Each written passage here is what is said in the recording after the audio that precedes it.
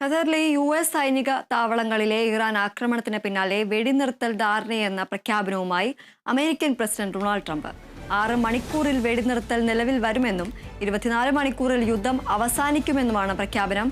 അതേസമയം ഇറാഖിലും ടെഹ്റാനിലും രാത്രി ആക്രമണം ഉണ്ടായതായാണ് റിപ്പോർട്ടുകൾ. വിവരങ്ങളുമായി അതുല്യ രാമചന്ദ്രൻ ചേരുന്നു. അതുല്യ, എന്തൊക്കെയാണ് വാർത്തയുടെ കൂടുതൽ വിശദാംശങ്ങൾ?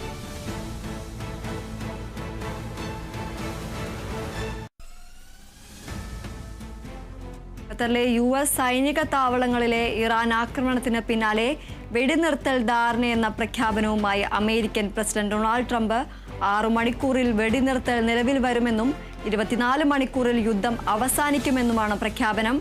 അതേസമയം ഇറാഖിലും ടെഹ്റാനിലും രാത്രി ആക്രമണങ്ങൾ ഉണ്ടായെന്നാണ് റിപ്പോർട്ടുകൾ. വിവരങ്ങളുമായി അതുല്യ ചേരുന്നു. അതുല്യ, എന്തൊക്കെയാണ് വാർത്തയുടെ കൂടുതൽ വിശദാംശങ്ങൾ? ദീപ്തി, വെടിനിർത്തൽ പ്രഖ്യാപനം നിലവിൽ വന്നു എന്നാണ് ട്രംപിന്റെ ഏറ്റവും പുതിയ സാമൂഹിക മാധ്യമ പോസ്റ്റിൽ പറയുന്നത്. സീസ് fire is in action now എന്നാണ് അദ്ദേഹം പറഞ്ഞിരിക്കുന്നത്. എന്നാൽ ഈ ഒരു സീസ് ഫയർ അല്ലെങ്കിൽ വെടിനിർത്തൽ പ്രാബല്യത്തിൽ വന്നു എന്ന് ട്രംപ് പ്രഖ്യാപിക്കുമ്പോഴും ആക്രമണം കൂടുതൽ രൂക്ഷമായി തുടരുകയാണ്. ടെഹ്റാനിലും അതുപോലെ തന്നെ ടെൽ-അവീവിലും ഇരു രാജ്യങ്ങളും പരസ്പരം ആക്രമണം തുടർന്നുകൊണ്ടേയിരിക്കുകയാണ്. നിലവിൽ ഇസ്രായേലിൽ മരണസംഖ്യ വീണ്ടും ഉയർന്നിട്ടുണ്ട്.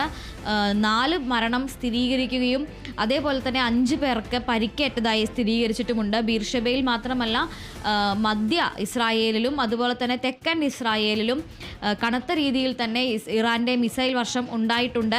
മാത്രമല്ല, ഇപ്പോൾ ഇസ്രായേൽ സൈന്യം പങ്കുവയ്ക്കുന്ന വിവരം എന്ന് പറയുന്നത് കെട്ടിടാവശിഷ്ടങ്ങൾക്കിടയിൽ ആളുകൾ കുടുങ്ങിക്കിടക്കുന്നുണ്ട് എന്നുള്ളൊരു സംശയമാണ് പങ്കുവച്ചിരിക്കുന്നത്. അതുപോലെ തന്നെ ഇസ്രായേലിൻ്റെ അടിയന്തര പ്രതിരോധ സേന അല്ലെങ്കിൽ എമർജൻസി ഫോഴ്സ് എന്ന് അവരുടെ എമർജൻസി ഫോഴ്സ് സംഘാംഗങ്ങൾ ഇപ്പോൾ ഈ കെട്ടിടാവശിഷ്ടങ്ങൾക്കിടയിൽ തിരച്ചിൽ നടത്തുകയാണ്. ഏതാണ്ട് 20 പേരെ, പരിക്കേറ്റ 20 പേരെ ഈ കെട്ടിടാവശിഷ്ടങ്ങൾക്കിടയിൽ നിന്ന് മാറ്റിയിട്ടുണ്ട് എന്നാണ് ഈ എമർജൻസി ടീം അംഗങ്ങൾ പറയുന്നത്.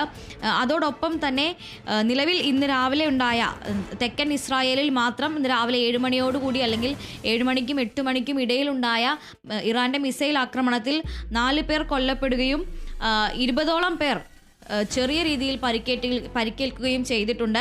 അതിനു പുറമെയാണ് നേരത്തെ സൂചിപ്പിച്ച 5 പേരെ ഗുരുതരമായി പരിക്കേറ്റ നിലയിൽ കണ്ടെത്തിയിട്ടുള്ളത്. ഇതെല്ലാം തന്നെ ഇത്തരത്തിൽ ട്രംപ് ഒരു സീസ് ഫയർ അല്ലെങ്കിൽ വെടിനിർത്തൽ പ്രാബല്യത്തിൽ വന്നു എന്ന് പറഞ്ഞതിന് ശേഷം ഉണ്ടായിട്ടുള്ള ആക്രമണങ്ങളാണ്. അതോടൊപ്പം തന്നെ ഇറാനിൽ ഇസ്രായേൽ നടത്തിയ ആക്രമണത്തിൽ ഒരു ആണവ ശാസ്ത്രജ്ഞൻ കൊല്ലപ്പെട്ടിട്ടുണ്ട്. കൃത്യമായും ടാർഗറ്റഡ് ആയിട്ടുള്ള അല്ലെങ്കിൽ വളരെ കൃത്യമായി ലക്ഷ്യം വെച്ചുകൊണ്ടുള്ള ആക്രമണത്തിലാണ് ഈ ആണവ ശാസ്ത്രജ്ഞൻ കൊല്ലപ്പെട്ടത് എന്നാണ് ഇറാൻ മാധ്യമങ്ങൾ പറയുന്നത്. നിലവിൽ ഇസ്രായേലിനെതിരെ ഇറാന്റെ മിസൈൽ വർഷം വളരെ ശക്തമായി തന്നെ തുടരുകയാണ്. ഏതാണ്ട് 6 തവണ ഇത്തരത്തിൽ മിസൈലുകൾ ഇറാൻ ഇതുവരെ പ്രയോഗിച്ചു കഴിഞ്ഞിട്ടുണ്ട് എന്നുള്ളതാണ്.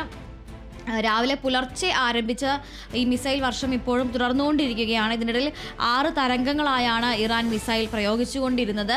ഇസ്രായേൽ കൃത്യമായി മുന്നറിയിപ്പ് നൽകുകയും ആളുകളെ ഒഴിപ്പിക്കുകയും ചെയ്തിട്ടുണ്ട്. അതുകൊണ്ട് തന്നെ വലിയ രീതിയിലുള്ള ഒരു ആളപായം റിപ്പോർട്ട് ചെയ്യപ്പെട്ടിട്ടില്ല. അതോടൊപ്പം തന്നെ മരണസംഖ്യ 6 ഉയർന്നതായും ചില വാർത്താ ഏജൻസികൾ റിപ്പോർട്ട് ചെയ്യുന്നുണ്ട്. എന്തായാലും ഇസ്രായേൽ സാധാരണ ജനങ്ങളോട് ബോംബ് ബങ്കറുകളിൽ തുടരാനും സുരക്ഷിത താവളങ്ങളിൽ തുടരാനും നിർദ്ദേശം നൽകിയിട്ടുണ്ട്. അവിടെ നിന്നും പുറത്തിറങ്ങരുത് എന്ന് തന്നെയാണ് നിലവിൽ അവിടെ നിലനിൽക്കുന്ന നിർദ്ദേശം.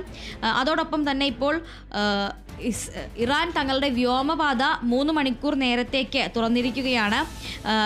താൽക്കാലികമായാണ് വ്യോമപാത തുറന്നിരിക്കുന്നത്. നേരത്തെ വ്യോമപാത പൂർണ്ണമായും അടച്ചിരുന്നു. മിഡിൽ ഈസ്റ്റിന് മുകളിൽ പല രാജ്യങ്ങളും വ്യോമപാത അടച്ചിരിക്കുകയാണ്. ഇപ്പോൾ താൽക്കാലികമായി ഇറാൻ 3 മണിക്കൂർ നേരത്തേക്ക് തങ്ങളുടെ വ്യോമപാത തുറന്നിട്ടുണ്ട്. എന്തായാലും ഇരു രാജ്യങ്ങളും ആക്രമണം പരസ്പരം തുടർന്നുകൊണ്ടിരിക്കുകയാണ്. ഇത്തരത്തിൽ ഒരു വെടിനിർത്തൽ നിലവിൽ വന്നു എന്ന് പറയുമ്പോഴും ഗ്രൗണ്ടിൽ അല്ലെങ്കിൽ ഈ സംഘർഷ മേഖലകളിൽ സാഹചര്യം വളരെ രൂക്ഷം തന്നെയായി തുടരുകയാണ്. ശരി, അതുല്യ രാമചന്ദ്രനാണ് വിവരങ്ങൾ നൽകിയത്.